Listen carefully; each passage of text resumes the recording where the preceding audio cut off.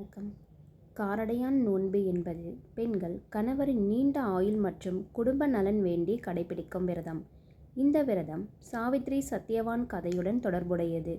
சாவித்ரி தனது பக்தியால் யமனை வென்று கணவரின் உயிரை மீட்டதாக இந்த நாளில் மாசி மாதம் முடிந்து பங்குனி மாதம் தொடங்கும் நேரத்தில் பெண்கள் விரதம் இருந்து அம்மன் வழிபாடு செய்வார்கள். காரடையான் நோன்பு நாளில் விரதம் இருப்பதுடன் தானம் கொடுத்தால் மிகவும் புண்ணியம் கிடைக்கும். இந்த நாளில் கொடுக்கப்படும் தானம் குடும்ப நலன், கணவரின் ஆயுள், செல்வ வளம் அதிகரிக்கும். இதை பற்றி பார்க்கலாம் வாங்க.